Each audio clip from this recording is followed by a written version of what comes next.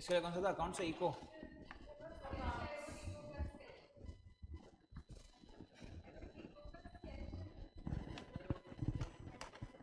क्या हुआ? हाँ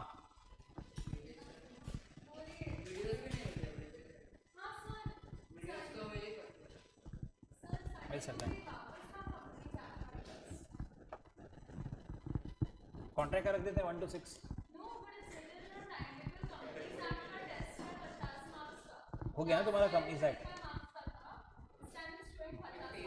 हाँ तो मैं कॉन्ट्रैक्ट का पेपर दिया था, उन्होंने कंपनी सेट डाल दिया होगा, मैं बोल देता हूँ वहाँ पे संडे को ना, ये संडे कॉन्ट्रैक्टेड यूनिट 1 to 6।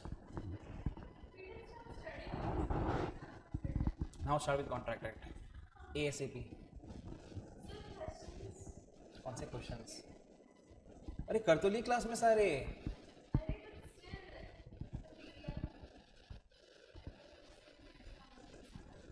देख ये ऑल इन वन वाला है, मॉडल टेस्ट पेपर ICA की वेबसाइट पे, यहाँ से जाने का, मस्ट डाउनलोड करने का, यू गेट एवरीथिंग।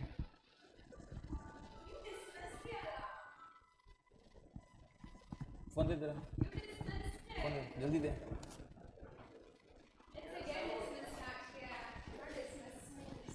अभी आएगा सीधा डस्टबिन में फेंकूंगा। देख ICA BOS की वेबसाइट पे गया, यहाँ पे जाके फोन दे second row last box model test papers, इस पर क्लिक करा, foundation click and you have 100 से ऊपर क्वेश्चंस करने के लिए सॉल्व। ठीक है, वही जो हमने क्लास में डिस्कस किए वही वाले। ये रहे, खा जाओ उसको जल्दी से। ठीक है 10 papers more than good practice के लिए।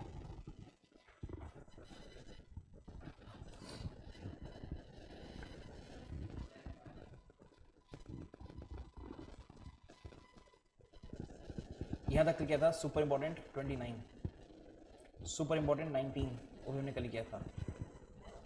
आज चैप्टर खत्म हो जाएगा।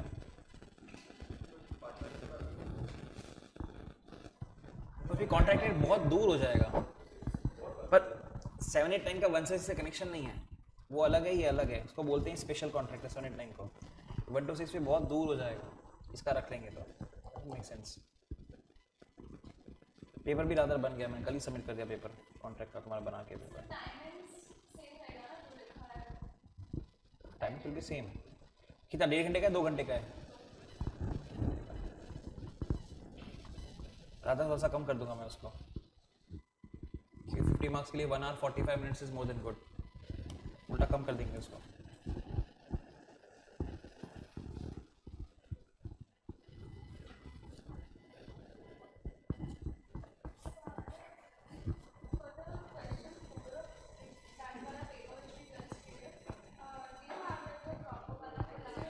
पागल लड़की, 19 मार्क्स कितने दे रहे? 90 मार्क्स से 20 मार्क्स हैं।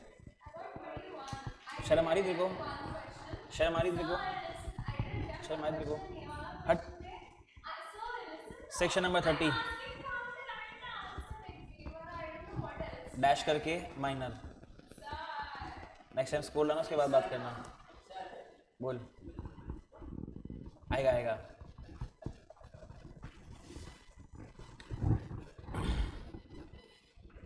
अगेन सुपर इंपॉर्टेंट,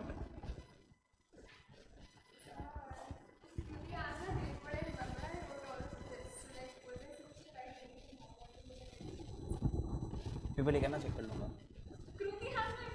तो शी इज कमिंग ना, राइट्स 3 ही टॉपिक हैं 30 के अंदर, उसमें पहला जो एग्जाम में आया है अब तक हर बार इस राइट्स। 4 हैं, याद करना बहुत आसान। अगर उसको हम इस तरह से समझें कि सर आपका as a minor first right is, आपका जो भी प्रॉफिट में हिस्सा है वो आपको मिलना चाहिए, वो आपका राइट है। ठीक है, तो राइट वापस नहीं लिखता, शॉर्ट में लिखता हूँ, शेयर इन द प्रॉफिट्स, ये आपका पहला अधिकार है as a minor, share in the profits. Okay, दूसरा, आपको अगर बुआ देखनी है तो आप बुआ देख भी सकते हो, इंस्पेक्ट करनी है इंस्पेक्ट भी कर सकते हो, फोटोकॉपी निकालना है फोटोकॉपी भी निकाल सकते हो। तो माइनर बुआ मांग सकता है, डिमांड, इंस्पेक्ट, कॉपी, ये आपके पहले 2 अधिकार हो गए। और दीदी से बात मत कर, उसके 21 मार्क्स आए हैं, इग्नोर। थर्ड पॉइंट, अच्छा पॉइंट, अगर आपके साथ पहला 2 नहीं हुआ तो आपको तीसरा अधिकार मिलता है। So easy to remember this way, जैसे आपका फर्स्ट राइट था कि आपको प्रॉफिट में हिस्सा मिलेगा, सेकंड राइट था आप बुआ देख सकते हो, तीसरा राइट फर्स्ट 2 पे डिपेंड करता है कि आपको अगर प्रॉफिट में हिस्सा नहीं दिया या आपको अगर बुआ नहीं दिया, इन दैट केस आप सू कर सकते हो। पर एक कंडीशन है विच इज आपको फर्म से अलग होना पड़ेगा। इंग्लिश में उसको बोलते हैं, आपकी बुक में भी इंग्लिश वर्ड लिखा हुआ है लॉ का, सिवरेंस, अलग होना। तो आप सू कर सकते हो, ऊपर वाली 2 चीज अगर नहीं हो आपके साथ तो, बट ओनली अपॉन सिवरेंस, मतलब आप फर्म से अलग हो रहे हो तो।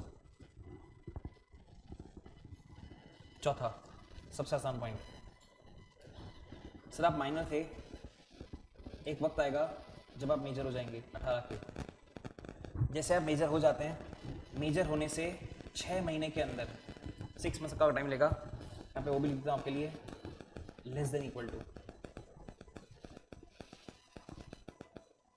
आपको एक नोटिस देना पड़ेगा कि आपको कंटिन्यू करना है या कंटिन्यू नहीं करना है, वांट टू कंटिन्यू और if you don't want to continue, और आपका राइट्स खत्म हो गया। एग्जाम में 4 मार्क का आता है, ठीक है। प्रॉफिट में हिस्सा जो मुझे मिलना चाहिए था मुझे मिल जाएगा, गुड मॉर्निंग। दूसरा, बुआ मांग सकते हो, अगर आपको प्रॉफिट में हिस्सा नहीं दे रहे या आपको बुआ नहीं दिखा रहे तो आप सू भी कर सकते हो, पर सिर्फ तब जब आप हमसे अलग हो रहे हो। और चौथा, मेजर होने के बाद आपको अधिकार मिलता है कि आप पब्लिक नोटिस दो और बताओ दुनिया को कि आपको कंटिन्यू करना है कि नहीं करना। नोटिस नहीं दिया तो ऐसा मान लेंगे कंटिन्यू करना है और आपके राइट्स खत्म हो गए। सर एक बुक में से देखते हैं, minors admitted to the benefits of partnership, section number 30. You have observed that a minor cannot be bound by a contract because a minor's contract is void and not merely voidable. अगर मैं book छापता तो मैं लिखता void ab initio, ठीक है, void भी गलत नहीं है। Therefore, a minor cannot become a partner in a firm because partnership is founded on a contract. Though a minor cannot be a partner in a firm, he can nonetheless be admitted for the benefits of partnership under section number 30. ये हमने contract में पढ़ा था, minor के 15 point के अंदर ऐसा एक पॉइंट आया था, चेक कर देखिए शायद 11वां पॉइंट होगा। कौन सा पॉइंट है? 11th ही होना चाहिए, 11th या 13 पता नहीं। यूनिट नंबर 3 टॉपिक नंबर 1 का शायद पॉइंट नंबर 11 है, शायद, I am not sure. Minor as a partner ऐसा लिखा हुआ होगा। बोलो मिला इन लोगों को अब तक? अभी भी ढूंढ रहे हैं।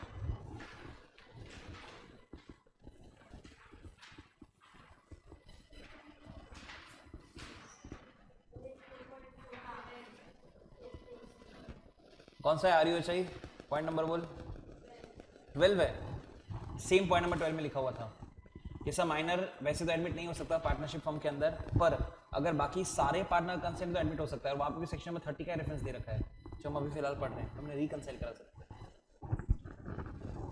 तो बोलते हैं दो minor cannot be a partner in a firm, he can nonetheless be admitted to the benefits of partnership under section number 30 of the act. In other words, he can be validly be given a share in the partnership profits when he has been done with the consent of all the partners.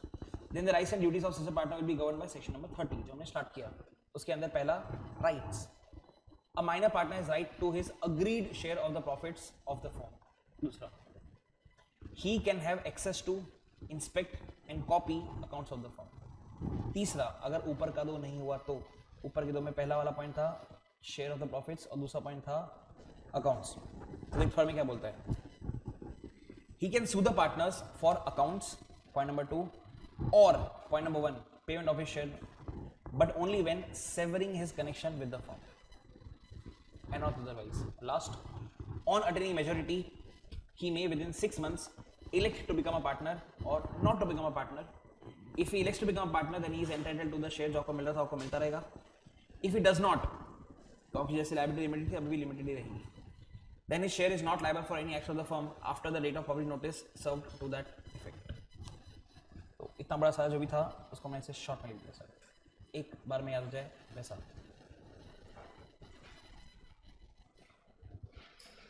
Access एक word change कर देता हूँ पे सिर्फ, demand की जगह access लिखा तो मैं भी एक्सेस लिख देता हूँ. डन.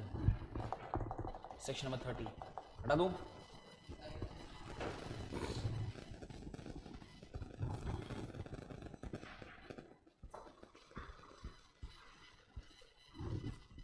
तो लिख लिया.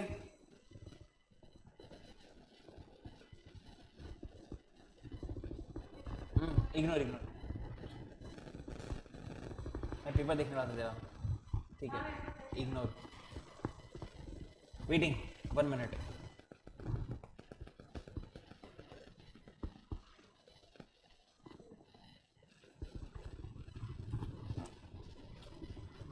राइट्स.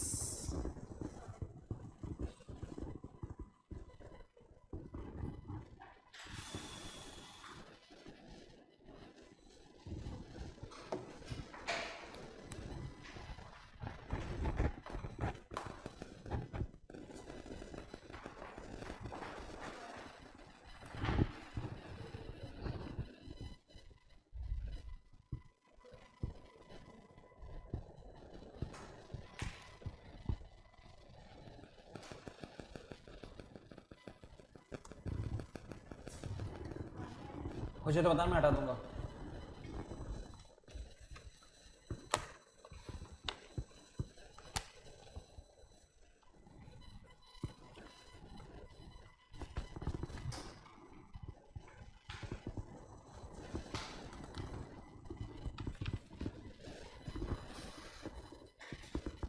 मैंने सिखाया था नया आंसर नए पेज पे स्टार्ट करने का, कुछ नहीं.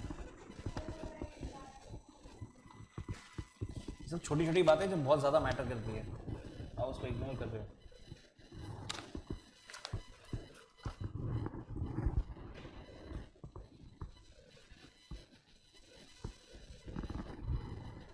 हटा रहा हूँ. आगे नेक्स्ट बात करते हैं. ठीक है, दिमाग वाला. देख, 2 केस हो सकते हैं. मैं आपके सामने दोनों केस एक बार लिखता हूँ. Possibly case number 1 would be, sir जब माइनर मेजर बना, यहाँ से 6 मंथ्स पास हुए,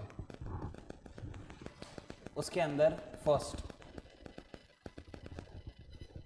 नोटिस दिया कि मुझे पार्टनर बनना है, ये केस हो सकता है. Second possible case can be, notice दिया कि मुझे पार्टनर नहीं बनना है. और एक और केस तो बन सकता है, नोटिस ही नहीं दिया, वो भी यहीं पे फॉल करेगा सर.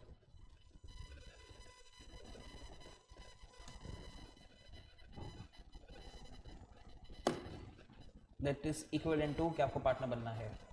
ठीक है, तो 2 केस यहाँ पर आ गए. ये केस, अब दोनों केस के अंदर लिखा हुआ है आपके राइट्स क्या, आपकी लायबिलिटीज क्या.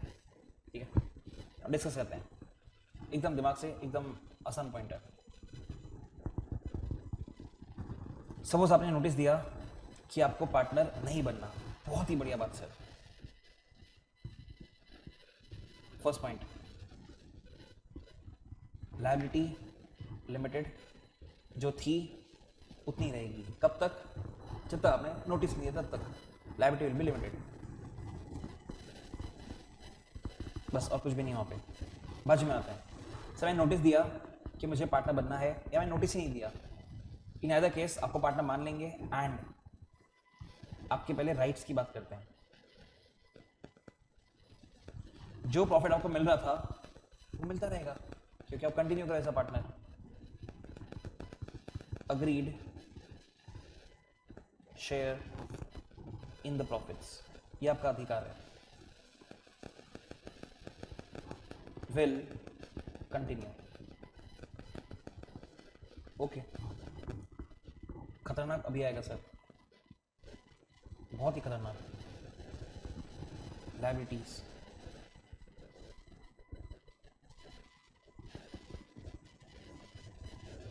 अनलिमिटेड है, ये तो हम सबको आता है कि सर पार्टनरशिप में लायबिलिटी अनलिमिटेड होती है, इसमें तो कोई लोड नहीं है। हम लिखते हैं यहाँ पे लायबिलिटीज अनलिमिटेड। दर्दनाक अब आएगा, पूरा लिखता हूँ, which shall commence from, which shall commence from the date he was admitted as a minor। अब इसका इम्प्लीकेशन समझो कितना खतरनाक है कि सर मैं 14 साल का था और मेरे घर वालों ने मुझे एक फर्म के अंदर पार्टनर बना दिया, एक्स्ट्रा प्रॉफिट के लिए। तो मैं एडमिट हुआ 14 साल का, ठीक है। फिर यहाँ पे आया 18 ईयर्स, ओके। मैंने नोटिस दिया कि मुझे पार्टनर बनना है या मैंने नोटिस नहीं दिया, इन आधा केस में पार्टनर मान लिया जाऊंगा। अब फिलहाल एज ऑफ नाउ मैं 21 साल का हूँ और 21 साल की उम्र में एक पुराना कांड आता है दुनिया के सामने। जब मैं 16 साल का था, वहाँ का एक फ्रॉड यहाँ पे बाहर आता है। मेरी अनलिमिटेड लायबिलिटी यहां से स्टार्ट हो गई। मतलब वो कांड जब मैं माइनर था, उस टाइम के लिए लायबिलिटी के लिए भी मुझे अपना घर बेचना पड़ सकता है। Very dangerous. इससे तो हमने आपको लॉ में करने आपको 6 महीने दिए भाई, ये तो मेजर बन के 6 महीने ले आराम से और डिसाइड कर तुझे करना है कि नहीं करना। अब मेरे साथ कोई होता सुपर हाई IQ वाला, तो मैं क्या करता, नोटिस देता कि मुझे कंटिन्यू नहीं करना, अगले दिन ज्वाइन कर लेता। हाँ, ना दर्द है तुम्हारे जीवन में। अगर मैं नोटिस दूं मना करके और अगले दिन ज्वाइन करूं, तो मेरी लायबिलिटी उस दिन से स्टार्ट होगी ना। एक मिनट में कुछ नहीं, बुक में देखते एक बार, वापस यहाँ पर आऊँगा। देख क्या बोलता है यहाँ से, लायबिलिटीज 2 पार्ट में डिवाइड करा, मेजोरिटी से पहले, मेजोरिटी के बाद, ठीक है। फिर राइट्स भी सेम इस तरीके से। तो हम यहाँ पे आते हैं, liabilities before attaining majority, limited ही है सर, पता ही हमको। The liability of the minor is confined, मतलब limited, only to the extent of his share in the profits and the property of the firm. Minor has no personal liability for the debts of the firm incurred during his minority. Minor cannot be declared as insolvent. But if the firm is declared insolvent, तो हिसाब किताब तो होगा sir. His share in the firm vests in the official assignee, जो हिसाब किताब करेगा। हम आते हैं बाद में, after attaining majority, within 6 months of his attaining majority, or on his obtaining knowledge that he had been admitted to the benefits of partnership, which was released later, the minor partner has to decide whether he shall remain a partner or leave the firm. Where he has elected not to become a partner, he may give public notice that he has elected not to become a partner, and such notice shall determine his position with regard to the firm.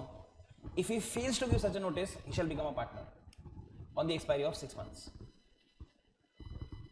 अब दोनों case, when he becomes a partner, उसमें क्या होगा sir? If a minor becomes a partner on his willingness or by his failure to give public notice, his rights and liabilities are as follows. पहला, he becomes personally liable to third parties for all acts of the firm done since he was admitted to the beneficial partnership. और आपका profit चलता रहेगा जो था वही। His share in the property and the profits of the firm remains the same which he was entitled as a minor. लिखा हमने, दोनों पॉइंट लिख दिए। When he elects not to become a partner, his rights and liabilities continue to be those of a minor to the date of till the date of notice. His share shall not be liable for any acts of the firm after the date of notice. Obvious points. He shall be entitled to sue the partners for his share of the property and profits. It may be noted that the such minor shall give notice to the registrar that he has or has not become a partner. तो यहाँ पे आते हैं,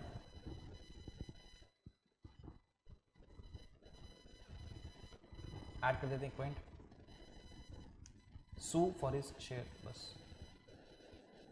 सू क्या हुआ, green और orange कैसे हो गया भाई?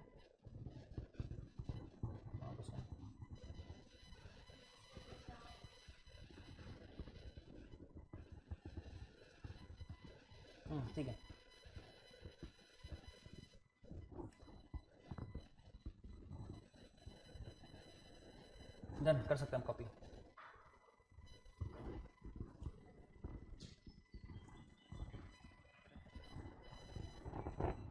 कहाँ से आवाज ये भी? हाँ,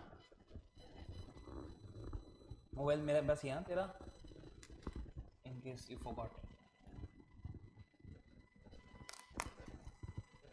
मैसेज है किसी का, जितेश करके।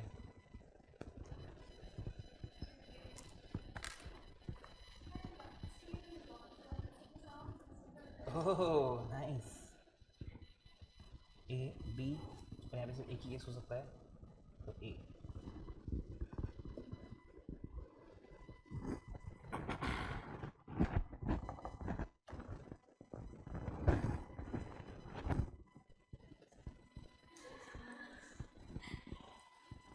क्या हो दीदी? 6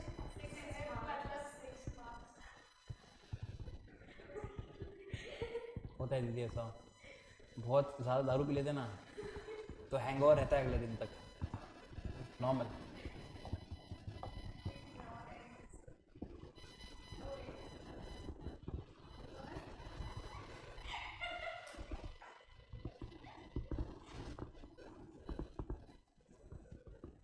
बताना हो जाए तो हटा दूंगा। रिमोट कहाँ गया यार?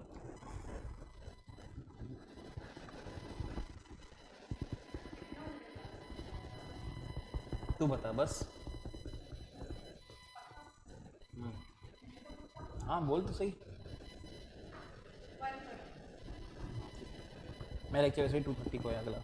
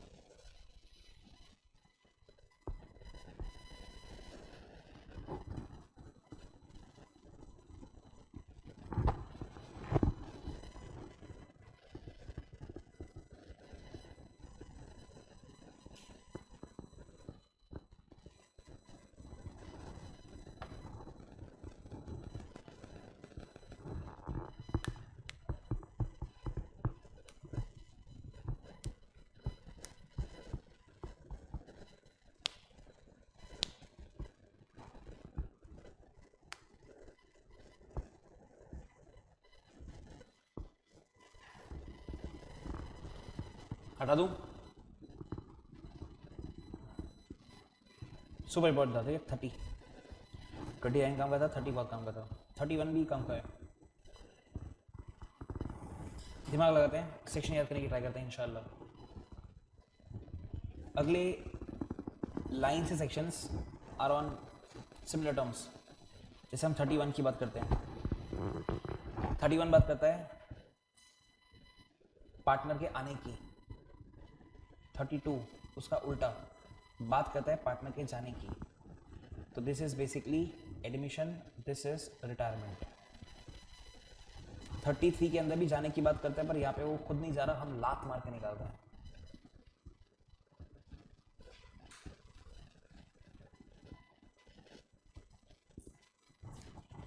$34 भैया का पैसा खत्म हो गया, 35 भैया ही खत्म हो गए। This is insolvency and this is death. तो कैसे ही पता होना चाहिए कि हाँ ये सेक्शंस सिमिलर टर्म्स पे आया गया निकाल दिया लुखा हो गया मर गया 31 से 55 कौन था हाँ क्या बीकॉम साउथ बॉम्बे लुखा हो गया तो को नहीं पता मतलब साउथ बॉम्बे में होता होगा ऐसा अंग्रेजी बोलते हैं तो हिंदी ना समझ में आती हो ना कांदिवली से है ना तू कांदिवली में तो है जरा वो ठाकुर कॉलेज तो आई तो कांदिवली से ही ना तू हाँ 31 की बात करते हैं बहुत ही ज़्यादा अजीब सेक्शन कनेक्ट करेंगे इसको हम यूनिट नंबर 1 के साथ मैं कनेक्ट कर ही देता हूँ रादर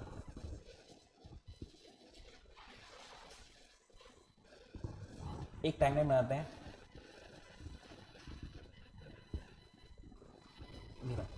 ठीक है let's say this is the date when a partner got admitted तो we had partners A and B C is admitted okay हमने यूनिट नंबर 1 में लास्ट टॉपिक में ऊपर से चौथे पॉइंट में पढ़ा था एक टॉपिक कॉल्ड इनकमिंग पार्टनर तुम्हारे जीवन में वहाँ पे हमने डायग्राम बनाया था मैंने बनाया था आपने बनाया कि नहीं मुझे नहीं पता जहाँ पे हमने ऐसा लिखा था कि सब एडमिट हुए उसके पहले के लिए आप नॉट लायबल एडमिट हुए उसके बाद के लिए आप लायबल ऐसा आपने बनाया होना चाहिए नोट्स के अंदर तो this is basically unit number 1 और इसको मैं बोलता हूँ प्यार से नॉर्मल केस हम अभी यूनिट नंबर 2 के अंदर एक एबनॉर्मल केस पढ़ रहे हैं सेक्शन नंबर 31 के अंदर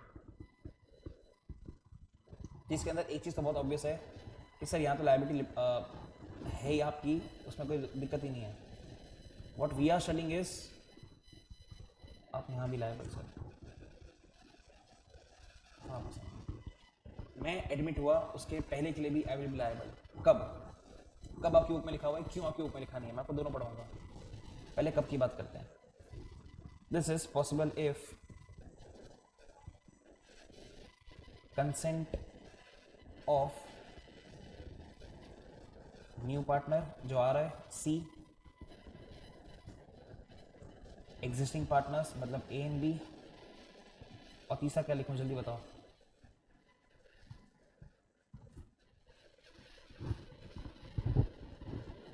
हाँ प्रीवियस और कोई नो वाइल्ड गेसेस ना दर्द जीवन में तुम्हारे क्या हुआ बोल बोर्ड पार्टनरशिप में board of directors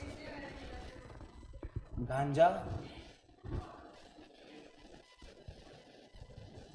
obviously creditors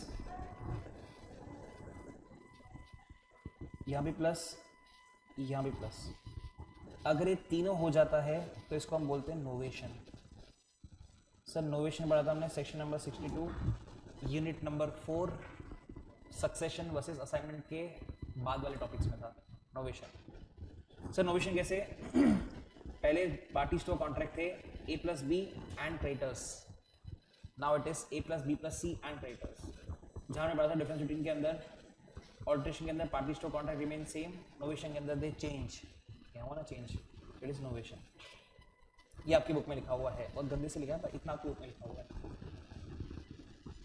ऐसा कोई क्यों करेगा वो आपकी बुक में लिखा हुआ ही नहीं है ठीक है लॉजिकली सोचते हैं सपोज सी भैया के पास एज ऑफ टुडे जब वो एडमिट हो रहा है फॉर्म के अंदर लेकर आने के लिए कैपिटल है ही नहीं पर आगे आने वाला है उसके पास पैसा अभी नहीं है एडमिट उसको अभी होना है अब बाकी पार्टनर्स क्या पूछेंगे कि तू कोई वैल्यूडेशन तो कर नहीं रहा हमारी फॉर्म में आके तो हम तो क्यों ही पार्टनर लिया तो सी बोलता है भाई रुक मैं तुमको एक वादा देता हूँ मेरे आने से लेट्स से 1 साल पहले तक अगर कोई भी लायबिलिटी अराइज होती है तो मैं उसका पैसा दे दूँगा now and B are satisfied कि हाँ वैल्यूडेशन हो रहा है और वो सी को एडमिट कर लेंगे तो अल्टीमेटली इन 3 लोगों का कंसेंट होना चाहिए अगर एक का भी मिसिंग है नहीं चलेगा 31 खत्म इतना सही है तो यूनिट नंबर 1 का रेफरेंस दिया क्योंकि एग्जाम में अगर क्वेश्चन आया तो आप सॉल्व ही नहीं कर पाओगे आपने दोनों को कनेक्ट करके नहीं पढ़ा होगा तो अपन कनेक्ट करके पढ़ते हैं इंट्रोडक्शन ऑफ अ पार्टनर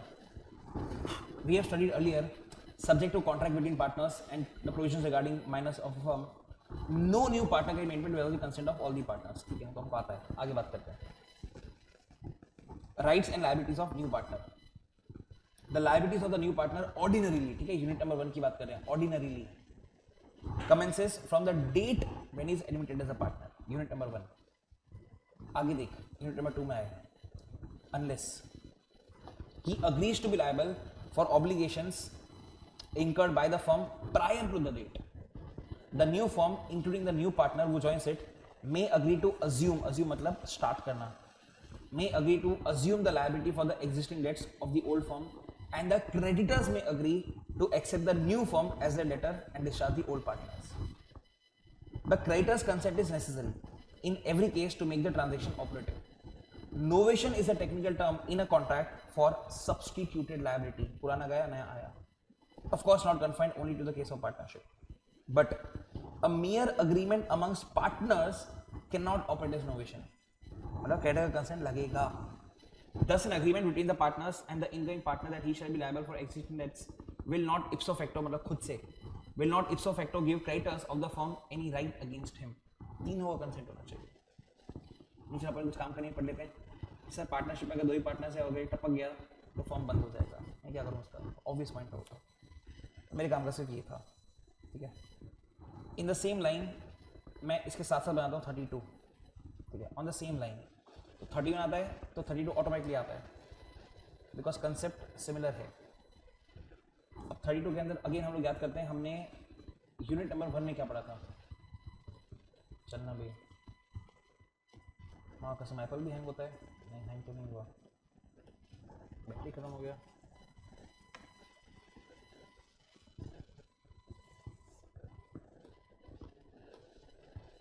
चला 32 सेम टाइम लाइन बनाता हूँ मैं. ये रहा सर, यहाँ पे लिखा हमने ABC, यहाँ लिखा हमने C. रिटायर करके मार डाला, रिटायर करते हैं, C रिटायर्स.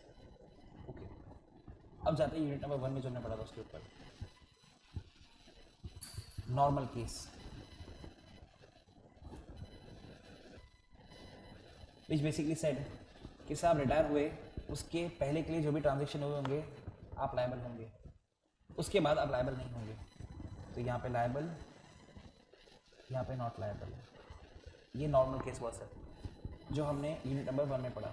ओह 0%, नाइस, मज़ा आ रहा है. लिखते हैं यहाँ पे बाजू में नॉर्मल केस. हम एबनॉर्मल पे आते हैं, विच इज यूनिट नंबर 2. यहाँ लिखते हैं एबनॉर्मल. रिटायर हो गया, पब्लिक नोटिस दे दी, तो obviously I will not be liable. More over abnormal case starts, not liable.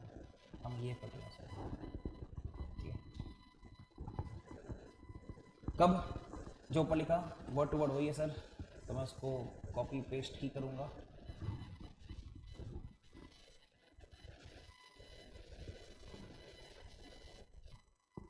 Same.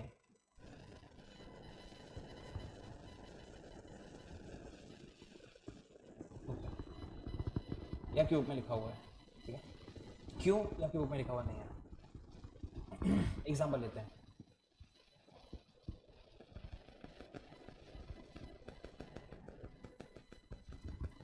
Divya नाम है तेरा?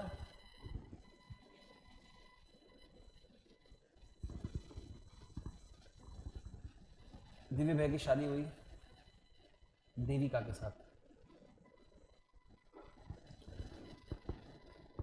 दोनों जा रहे हैं बेसिकली पाकिस्तान. ऑब्वियसली हनीमून थोड़ा लंबा चलेगा, 3 महीना. ओके. अब हमारे भैया दिव्य भैया थोड़े से टेंशन में है. क्यों?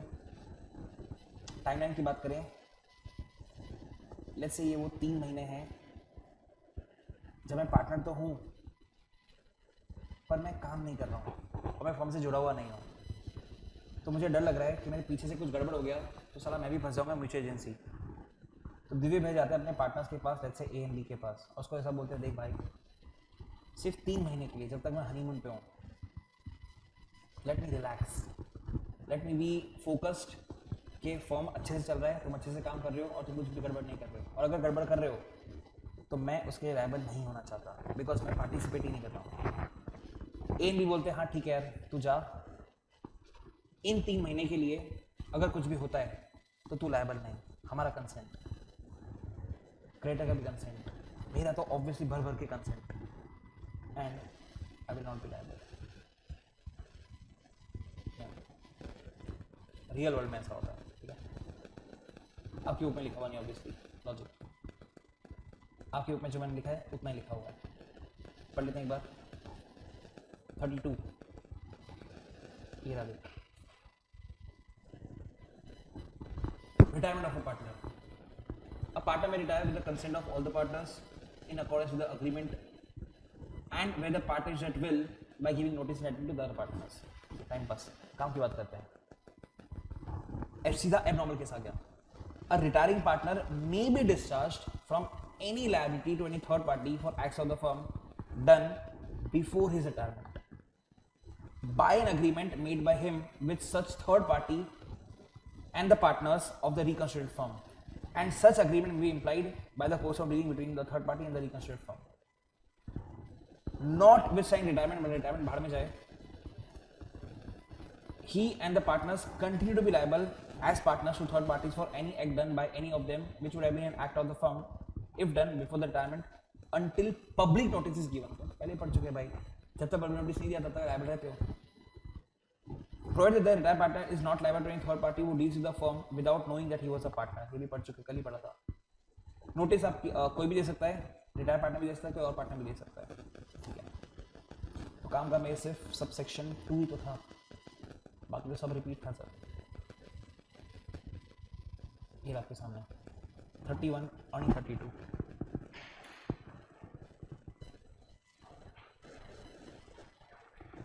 जो एबनॉर्मल केस है उसको मैंने सर्कल करके रखा हुआ है।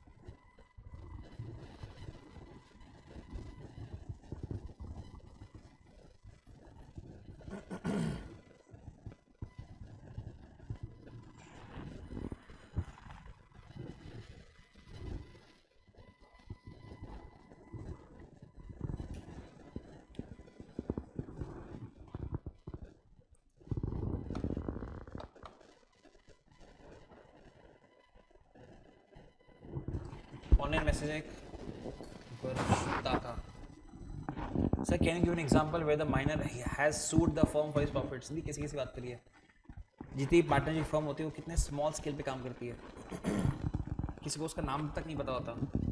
It is not a company जो बहुत फेमस होती है, तो ऐसा कुछ भी होता है तो कभी लाइमलाइट में कभी नहीं आता है।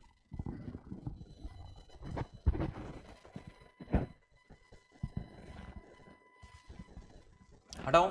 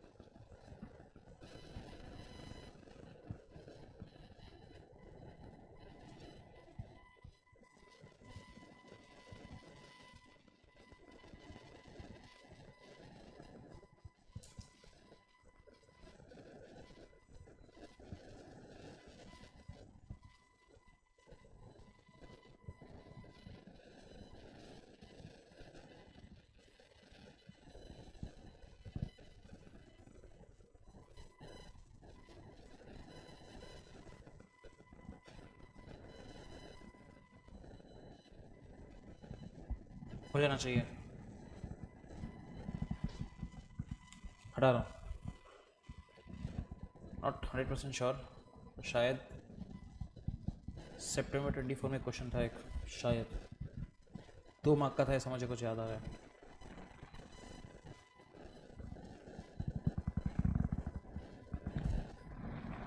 वन का सी मार्क कसम, देखिए अपने कल ही करा, 6 मार्क का आया था। सेक्शन 30 नहीं था, अब करेंगे, नहीं करा, अब कर देंगे। नेक्स्ट सेक्शन ये है 33। फिर आना चाहिए 3 का ए।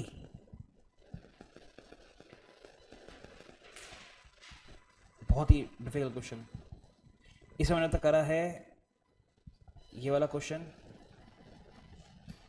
अब तक नाम याद होना चाहिए, माधव, सुंदर, राम, श्याम। अभी जो डिस्कस किया उसके ऊपर ये क्वेश्चन फट जाएगी सर आंसर करने में। पढ़िए क्वेश्चन, आई विल वेट।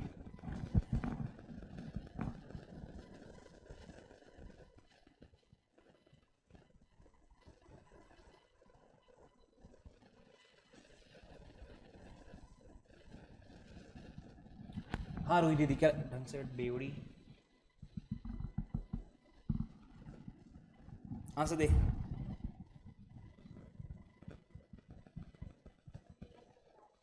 क्या? ओके। हाँ सेकंड बेंच क्या लगता है आपको? पीछे भैया क्या लगता है आपको? अभी भी पढ़ ही रहे, बोलो। हाँ बीकॉम, पता ही नहीं क्या चल रहा है लाइफ में। बाजू में दीदी क्या नहीं लाया वर्मा, कसम अलग ही आंसर। हाँ बीकॉम पढ़ा अब तक कि नहीं पढ़ा? पढ़ा ना, आंसर नहीं पता। हाँ सर क्या लगता है आपको? लायबल, बाजू में not liable, not liable. Creditor का कंसेंट कहाँ है? क्या भाग रहे हो बे? ओ रोही दीदी से बैठी हुई है बेवड़ी, हगना है क्लास में आके, मतलब कहीं पे क्वेश्चन में लिखा नहीं कि क्रेडिटर का कंसेंट है। दोनों पार्टनर्स मतलब एग्जिस्टिंग पार्टनर्स और ये वाले पार्टनर, इनका कंसेंट है। क्रेडिटर का कंसेंट कहाँ दिया हुआ है? तो क्रेडिटर का कंसेंट ही नहीं है तो नोवेशन ही नहीं हुआ, नोवेशन ही नहीं हुआ तो वो लायबल कैसे होगा सर?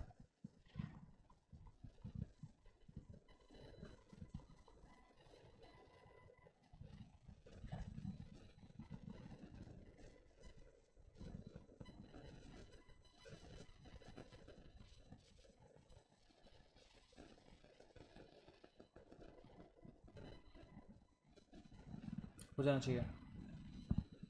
प्यारा क्वेश्चन, क्या हग रहा है बेवड़े फर्स्ट बेंच पे बैठ के?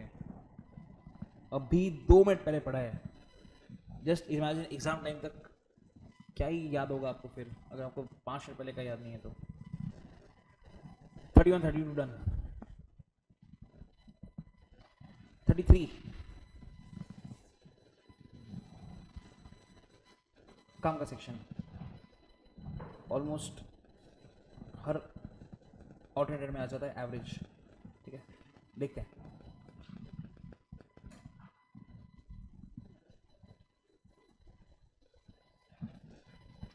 लॉ में क्या बोलता है, अगर आपको किसी पार्टनर को निकालना है तो the first requirement is partnership deed में लिखा होना चाहिए।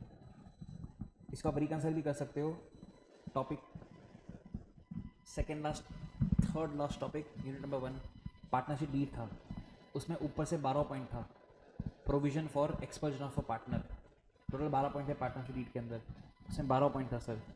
तो यहाँ भी वही बोलता है कि कॉन्ट्रैक्ट में लिखा होना चाहिए कि आप किसी पार्टनर को निकाल सकते हो। दूसरा प्लस मेजॉरिटी पार्टनर का कंसेंट होना चाहिए। तो अगर पार्टनर्स हैं ए बी सी डी ई और हमें ई को निकालना है तो 3 आउट ऑफ 4 का कंसेंट होना चाहिए। आगे प्लस उसको निकालना has to be in good faith. Now a very vague absurd ambiguous word good faith. Contract लिखना चाहिए, समझ में आ गया। मेजॉरिटी होना चाहिए, समझ में आ गया। गुड फेथ का मतलब समझ में नहीं आया सर। लॉ में कोई बता आपको समझ में नहीं आएगा। लॉ में करने क्या करा, इस गुड फेथ को एक्सप्लेन करा सेक्शन 33 के सब सेक्शन 1 के अंदर। लॉ में क्या बोलता है, गुड फेथ माना जाएगा यदि जिसको आप निकाल रहे हो उसको आपने एक नोटिस सर्व किया है कि ब्रो देखो हम लात मार के निकाल रहे हैं।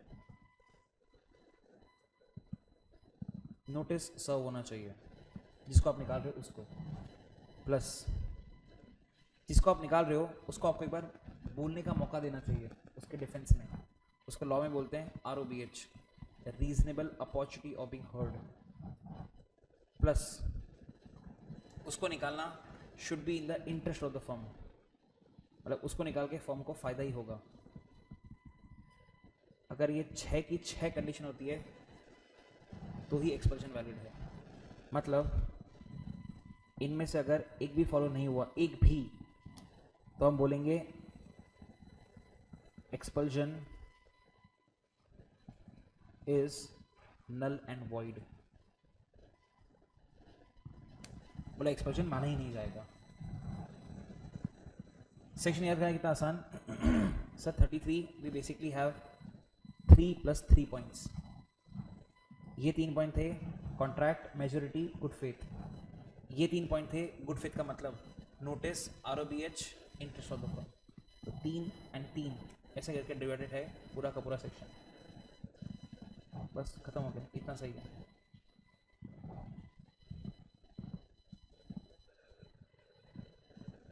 मॉड्यूल में मैंने चार्ट ही बना रखा है। Expression of a partner. पहला, the power of expression must have existed in a contract between the partners. दूसरा, the power has been exercised by majority of the partners. And तीसरा, it has been exercised in good faith. Good faith का मतलब क्या है, नीचे लिखा हुआ है। The partner to be expelled served with a notice, he is given opportunity of being heard and the expression must be in the interest of partnership. बाजू में, if all these conditions are not present, 6 की 6, the expulsion is not deemed to be bona fide interest of the business of the firm, मतलब it will be null and void. If the partner is otherwise expelled, the expulsion is null and void. नीचे का काम का नहीं है but मैं पढ़ लेता हूँ। It may be noted that under the act, the expulsion of partners does not necessarily result in dissolution of the firm. The invalid expulsion of a partner does not put an end to the partnership even if the partnership is at will and will deem to be continue as before. Example लेते हैं, हर बार लड़कों का example लेते हैं, इस बार लड़कियों का example लेते हैं। Let's say we have BCom, Ruhi दीदी और ये पागल, 3 लोग। 10 years down the line उनकी शादी हो गई, ठीक है। तो we have MCom, we have Rohit and we have पागल प्रो मैक्स। शादी हो चुकी।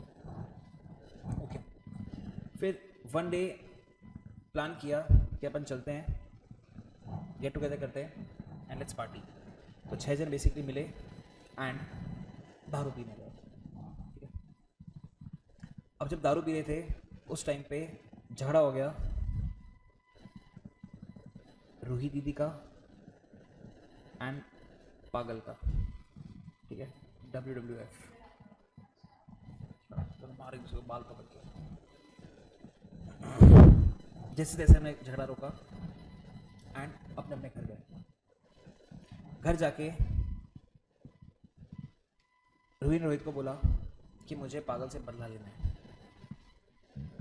अब बदला कैसे लें? रूही ने आइडिया दिया, देखो तुम तीनों की ऑलरेडी एक पार्टनरशिप फॉर्म है, तुम लोग साथ में धंधा करते हो, तो अपन एक काम करते हैं, अपन पागल प्रो मैक्स को पार्टनरशिप से निकाल देते हैं। रोहित बोलता let me check with the provisions. उसने सबसे पहले देखा कॉन्ट्रैक्ट में लिखा हुआ है कि नहीं, तो लिखा हुआ था। बहका दिया एमकॉम को, उस दीदी के ऐसे हंजे तो पिलाने खाली, बहक गया, एमकॉम मान गया, मतलब ये मेजोरिटी ऑल्सो। तो हमारे पास कॉन्ट्रैक्ट में लिखा हुआ है, हमारे पास मेजोरिटी है, गुड फिट पे आते हैं। सर हमने पागल प्रो मैक्स को नोटिस दिया, सर ने पागल प्रो मैक्स को बोलने का मौका भी दिया और फिर उसको अल्टीमेटली निकाल दिया। The question is valid invalid? तो आंसर इज इनवैलिड, क्योंकि सर ये जो भी हो रहा है ना, it is happening in the interest of Ruhi and not partnership form, मतलब expulsion is null and void. अब ये इतना वाहियात एग्जाम्पल मेरा नहीं, आपकी मॉड्यूल का है, ये रहा यहाँ पे लिखा हुआ, पढ़ सकते हैं। आई विल वेट, बड़ा एग्जाम्पल है तो समझ में आ जाएगा।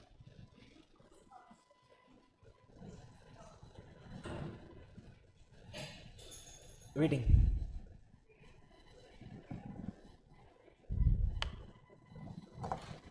देखिए समझ में आता है कि नहीं। I will fit.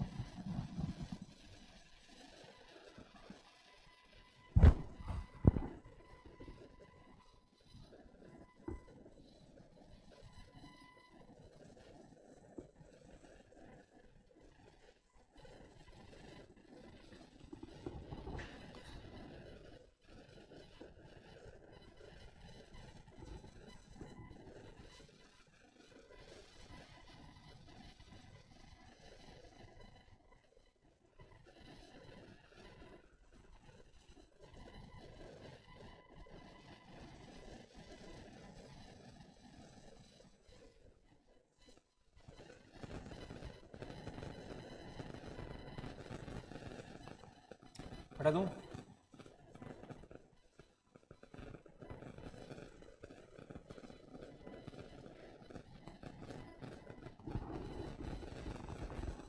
आगे आवाज नोट्स पे आ जाते हैं, बाद में एक साथ ही लिखेंगे। 34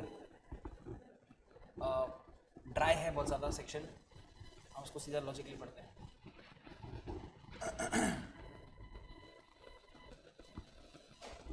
पार्टनर बिकमिंग इंसॉल्वेंट, 4 ही पॉइंट्स आपको आनी चाहिए, मैं 4 पॉइंट लिख देता हूँ सर। थ्योरी क्वेश्चन नहीं आता है, consequences 4 points.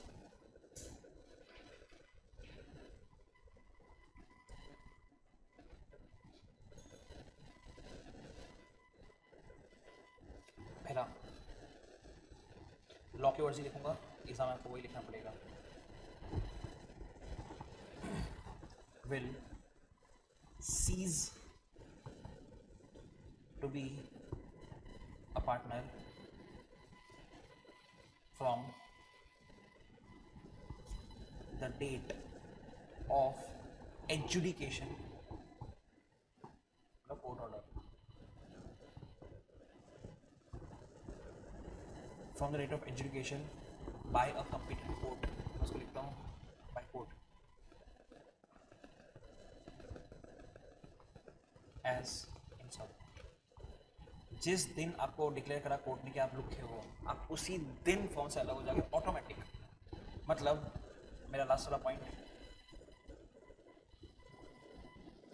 No notice is required to be given.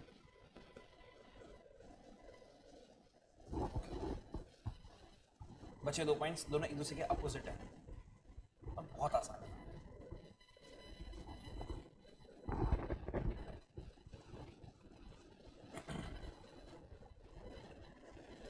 Firm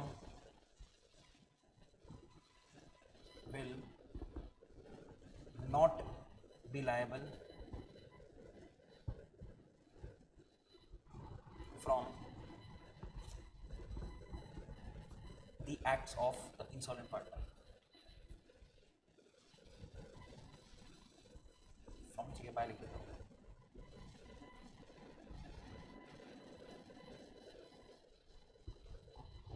insolvent partner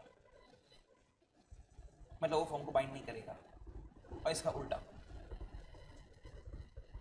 insolvent partner will not be liable for acts of the firm.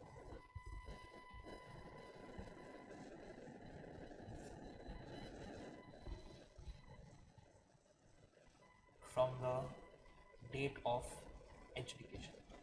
Section 34 खत्म हो गया सर। बुक में देखते हैं एक बार इंशाल्लाह। 34. Where a partner in a firm is adjudicated as an insolvent, he ceases to be a partner on the date on which the order of adjudication is made, whether or not the firm is hereby dissolved. हम यही words use करेंगे।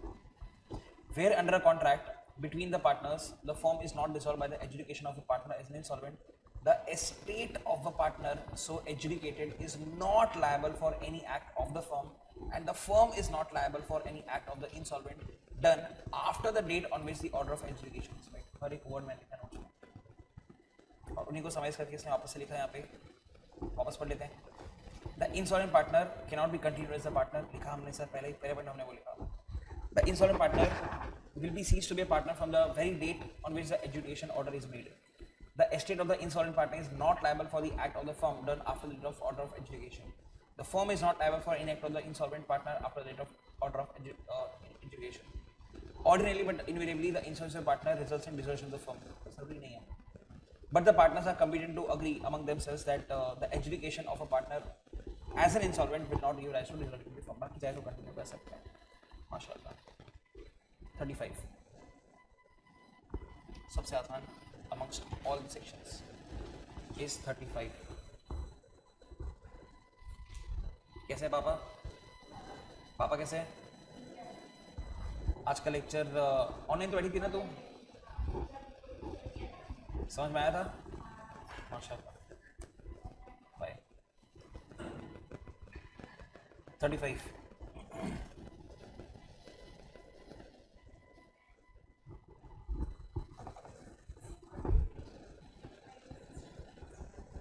को सिर्फ draw आता है, कुछ नहीं आता मतलब junior college nothing, I teach senior college. यहाँ पे डेथ हुई, 3 partners A B C died. Okay,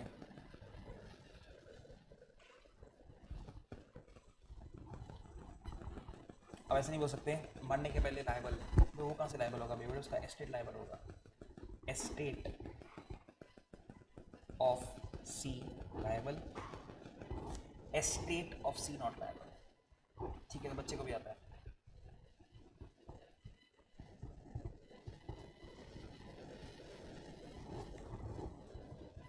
extra point, no notice is required. मौत हुई उस दिन से ऑटोमेटिक सब खत्म टू बी गिवन। अब दिमाग पे आते हैं example.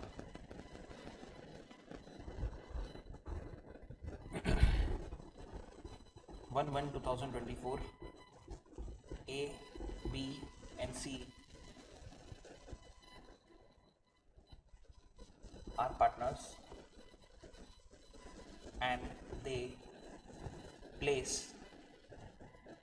an order of shoes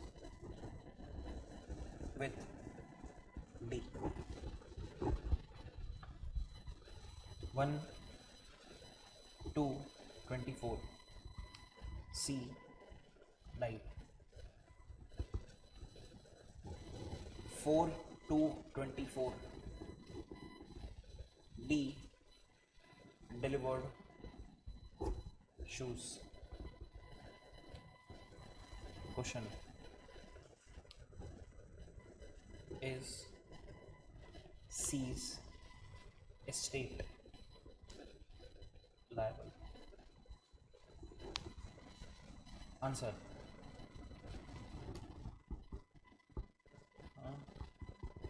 कितना जीवन है दर्द में?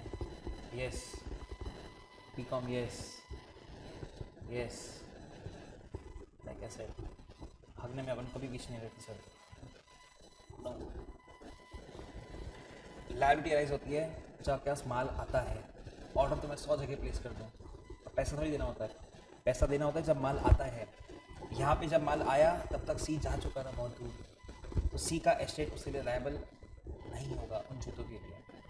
ऑल्दो ऑर्डर किया था जब सी जिंदा था, डजंट मैटर, जब डिलीवर हुआ उस टाइम पे सी नहीं था, तो सी का एस्टेट लायबल नहीं होगा। और आपका 35 भी खत्म हो गया। एक बार बुक में आते हैं। Liability of estate of deceased partner. Ordinarily, the effect of the death of a partner is the dissolution of partnership. But the rule in this regard to the dissolution of partnership by death of a partner is subject to contract between the parties. वो continue कर सकते हैं. And the partners are competent to agree that the death of one will not have the effect of dissolving the partnership as regards for surviving partners. Unless दो ही partners तो अलग बात है. In order that the estate of the deceased partner may be absolved, मतलब free हो जाना. In order that the estate of the deceased partner may be absolved from liability for the future obligations of the firm, it is not necessary to give any notice either to the public or to the persons having dealings with the firm. Example वही है जो मैंने बताया आपको, पढ़ रहा हूँ फिर भी. X was a partner in a firm. The firm ordered goods in X lifetime, but the delivery of the goods was made after X death. In such a case, X estate would not be liable for a debt. A creditor cannot have or can have only a personal decree against the surviving partners, and the decree under court order against the partnership assets in the hands of those partners. A suit for goods sold and delivered would not lie against the representatives of the deceased partner. This is because there was no debt due in respect of the goods in X lifetime. We basically have 33, 34 and 35. Zoom करता हूँ पहले एक एक करके. 33 पढ़ सकते हैं.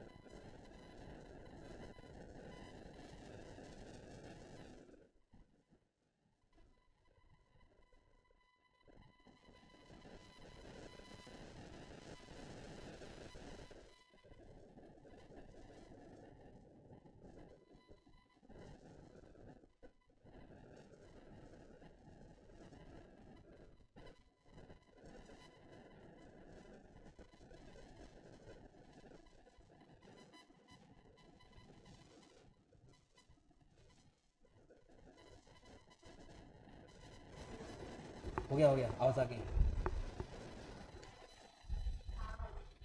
मेरी हाई आई थी, पहले ही पता लग गया।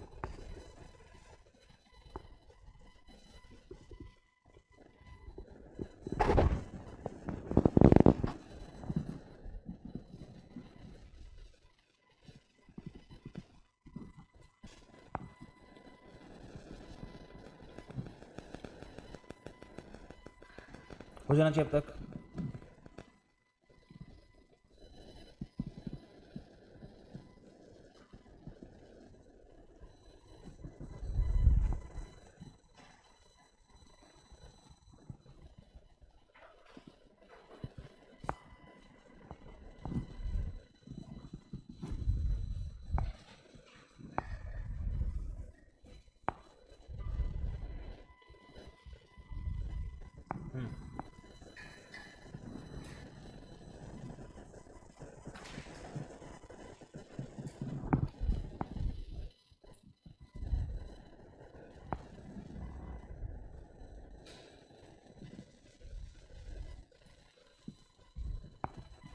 जल्दी फिर दिमाग वाला सेक्शन करते हैं सब। मस्त मस्त 37।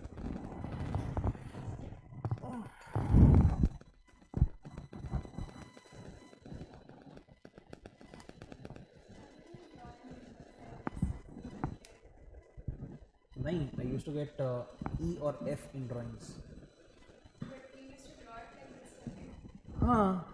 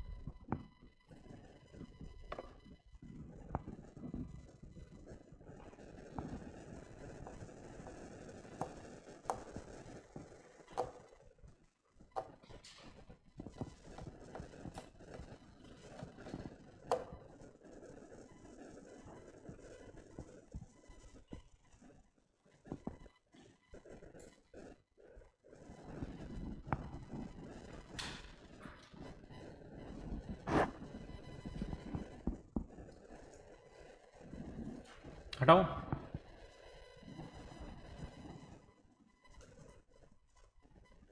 आगे दिमाग पे आते हैं सर। 37।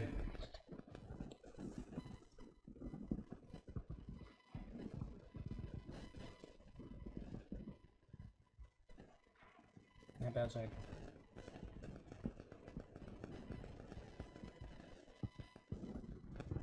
3 पार्टनर्स हैं, ए बी सी, सेम। ये रिटायर हो गया, but is a problem. The problem is हिसाब किताब नहीं हुआ सर। एज इन सी का जो फॉर्म के अंदर कैपिटल घुसा हुआ है, उसमें जो भी माइनस करना था माइनस करके बचा हुआ पैसा उसको नहीं दिया। मतलब सेटलमेंट ऑफ अकाउंट्स, हिसाब किताब नहीं हुआ। ओके, लॉ में क्या बोलता है, कोई बात नहीं, टेंशन नहीं है। As C you will continue to get your profit share. मतलब आप पार्टनर हो भी नहीं, फिर भी आपको प्रॉफिट मिल रहा है। His agreed profit share.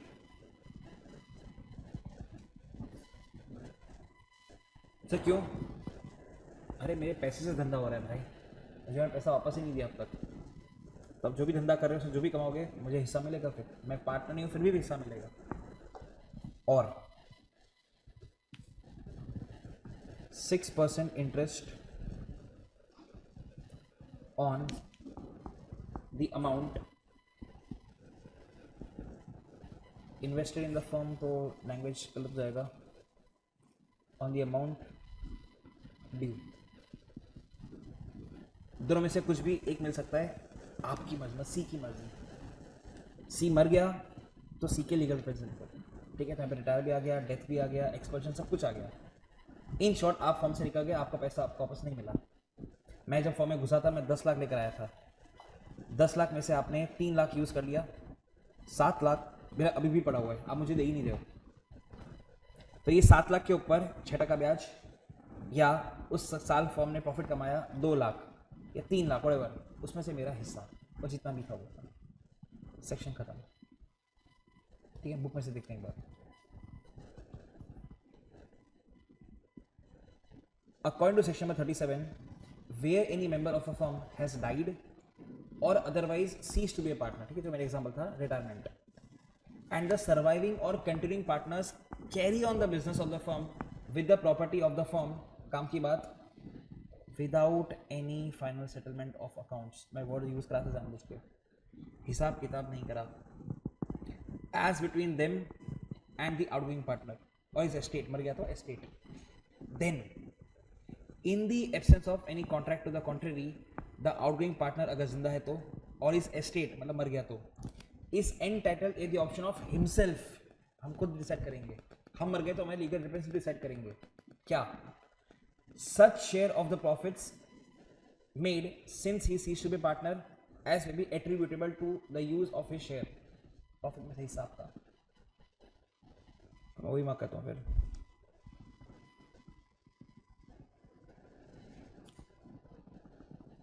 ठीक है, दूसरा और second half, interest at the rate of 6% per annum on the amount of his share in the property of the firm, आपकी मर्जी, आपको जो चाहिए आप ले सकते हो। नीचे एक्सेप्शन दिया हुआ है, किस तरह अगर हिसाब किताब खत्म हो गया तो फिर घंटा कुछ नहीं मिलेगा, ठीक है, वो नीचे लिखा था, ऑब्वियस पॉइंट यार वो तो। provided that whereby contract between the partners an option is given to the surviving or continuing partners to purchase the interest of a deceased or outgoing partner, and that option is duly exercised, the estate of the deceased partner or the outgoing partner or his estate, as the case may be, is not entitled to any further or other share in the profits. But if any partner assuming to act in excess of the option does not in all material respects comply with the terms thereof, he is liable to account under the following provisions of the section. अब एक गंदे से 2 example दिए जो आप पढ़ सकते हैं, आपको पढ़ना है तो वेटिंग पढ़ ही लो ना, एक काम करो, क्यों छोड़ना कुछ। एग्जाम्पल 16, एग्जाम्पल 17 जल्दी, और उसके बाद फिर कॉपी करने तो कॉपी कर सकते हैं, दोनों एग्जाम्पल पढ़ने के बाद। 36, 37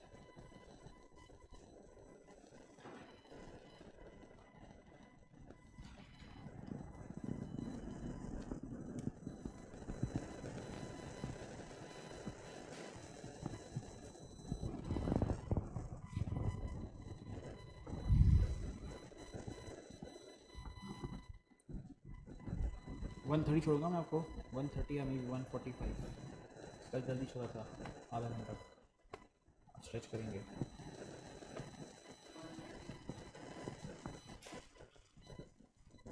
ब्रेक दूंगा मैं अभी आपको, नो डाउट।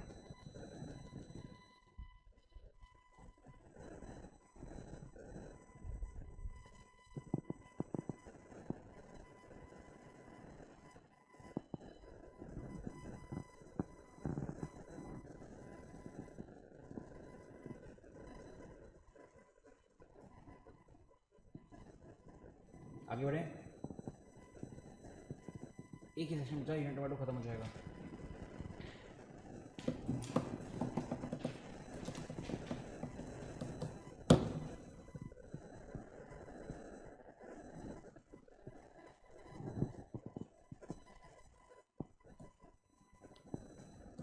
हटा रहा हूँ।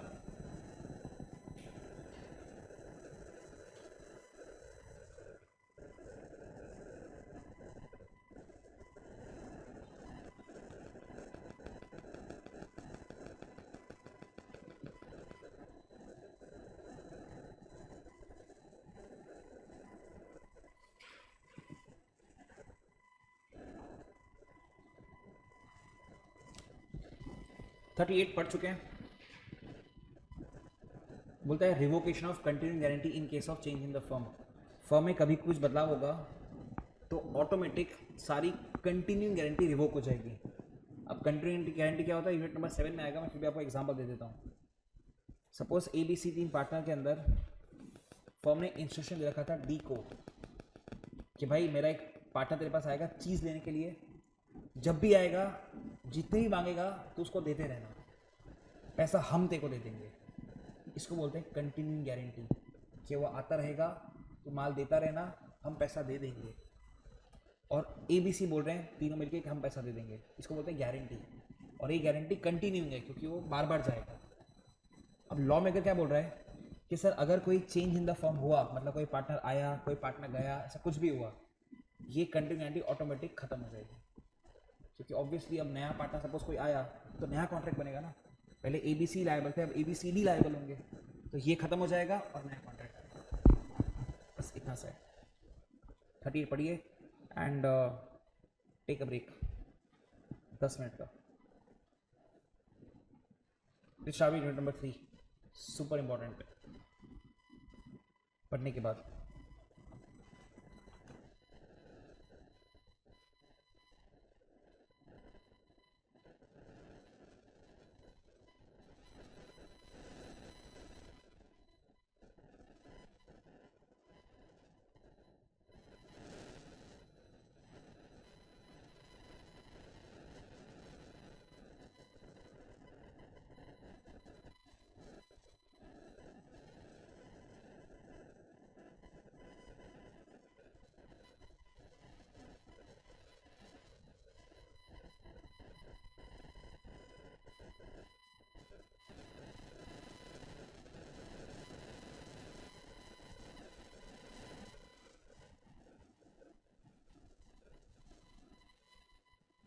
ज़्यादा इंपॉर्टेंट यूनिट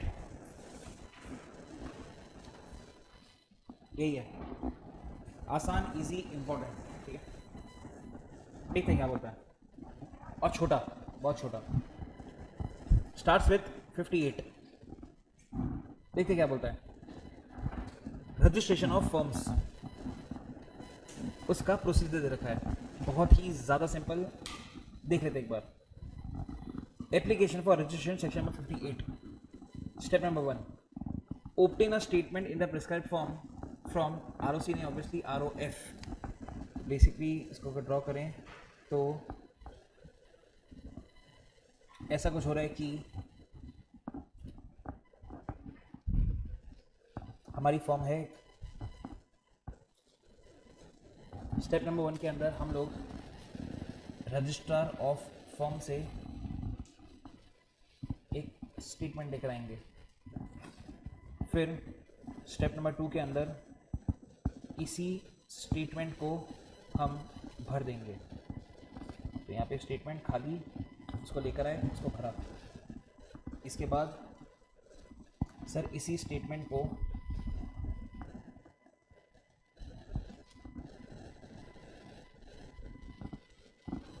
भरने के बाद इस पे हम लोग साइन कर देंगे, ठीक है, partners obviously. Then step number 4 के अंदर इसको सबमिट कर देंगे रजिस्ट्रार फॉर्म को अलॉन्ग विथ फीस प्लस यही, ठीक है। 3 में हमने उस पर साइन करा, 4 में हमने उसको फीस के साथ सबमिट करा। सब कुछ हो जाने के बाद यह लगाने की जरूरत भी नहीं है। ROF स्टेप नंबर 5 आपकी फॉर्म को रजिस्टर कर देगा। कितना सिंपल है। क्या भरना है उसकी बात करें तो सर सब MOA वाले पॉइंट्स ही हैं। आपका फर्म का एड्रेस क्या है, आपके फर्म के अंदर पार्टनर्स कौन है, आप कहाँ पे काम करते हो, आपके ब्रांच ऑफिस कहाँ पे है, एंड सच अदर इंफॉर्मेशन। ठीक है, देखते हैं एक बार।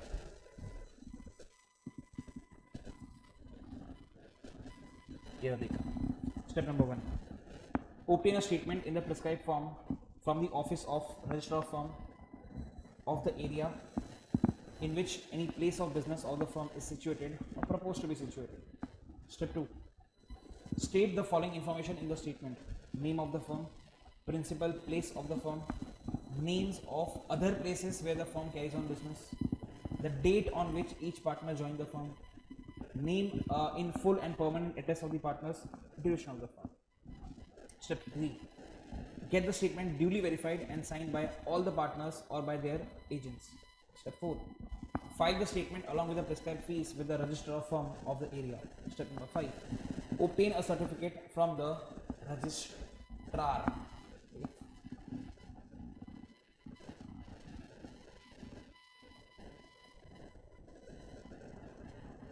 स्टेटमेंट के अंदर हमने एक पॉइंट लिखा था,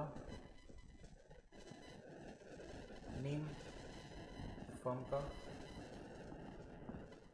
नेम पार्टनर्स का, प्लेस फर्म का, एंड ड्यूरेशन। बस बहुत हो गए 4 पॉइंट्स तो समझने के लिए। और आपका सेक्शन 58 खत्म हो गया। ठीक है, वापस बोलता हूँ। स्टेटमेंट लेकर आए ब्लैंक, भरा उसको, साइन करा उस पर, सबमिट करा फीस के साथ और रजिस्टर हो गया। डायग्राम याद हो गया तो पूरा आप आराम से लिख कर सकते। कॉपी करना है तो मर्जी आपकी। मुझे खतरनाक भूख लगी है, ब्रेकफास्ट में क्या नहीं है, देखते हैं। नेक्स्ट टॉपिक बहुत इम्पोर्टेंट है। Let's see.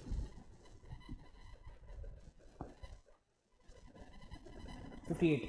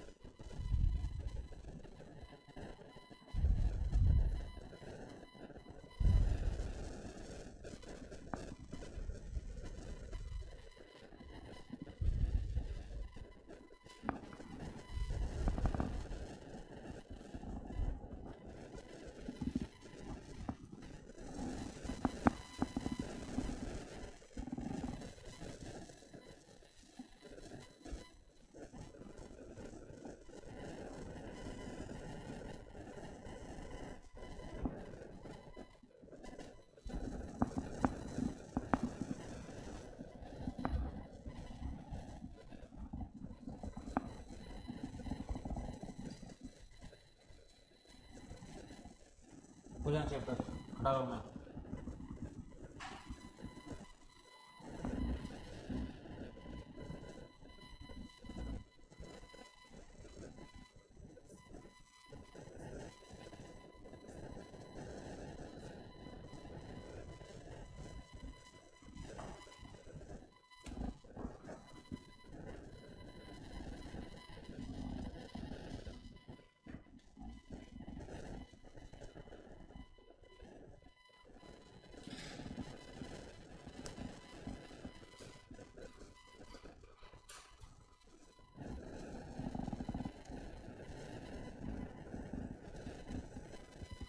नीचे काम करनी है, कुछ पढ़ लेते हैं। 6 तो बहुत इंपॉर्टेंट है। लास्ट टाइम में आया था 6 मार्क का, जून 24 में आया था 7 मार्क का। आई थिंक उसको हम फ्रेश करके देखते हैं। पहले ये खत्म कर लेते हैं पेज पूरा। The statement shall be signed by all the partners or by their agents specially authorised in this behalf. Each person signing the statement shall also verify it in the manner prescribed. Note: a firm name shall not contain any of the following words. ये आज के life में applicable नहीं है. आपके firm के नाम के अंदर crown, emperor, empress, empire, imperial, king, queen, royal ये सब नहीं आना चाहिए. रीजन 1932 का एक्ट पढ़ रहे हैं. जब हम इंडिपेंडेंट नहीं थे उस टाइम अगर मैं ऐसा नाम यूज़ करता तो ऐसा लगता कि मैं राजा महाराजा से जुड़ा हुआ हूँ, विच इज़ नॉट अलाउड। अभी एज ऑफ नाउ तो इरेलेवेंट है, पढ़ लेते एक बार।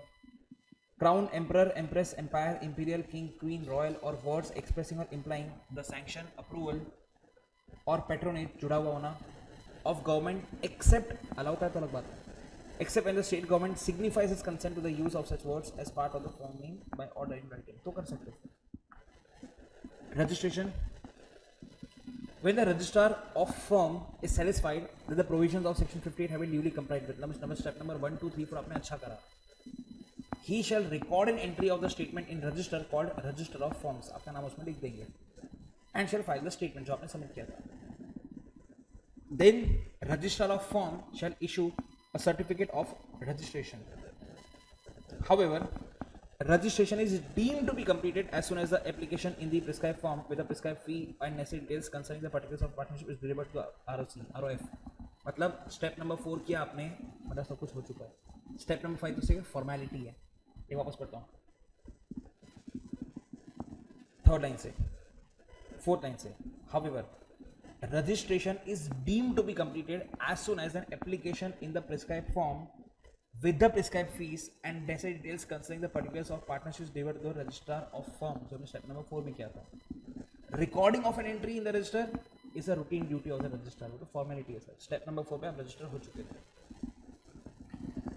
नेक्स्ट पॉइंट बहुत बड़ा है, 69 के साथ पढ़ना पड़ेगा उसको, जो 69 बहुत ज़्यादा इंपॉर्टेंट है।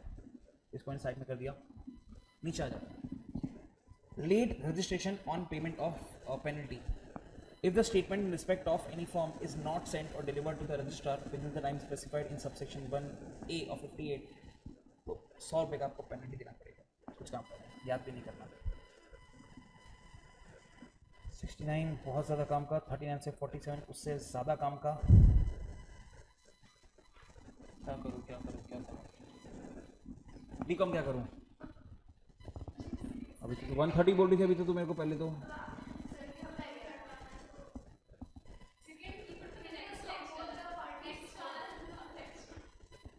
इस वीक लेक्चर नहीं है यार, प्रॉब्लम वो है, इस वीक लेक्चर नहीं है।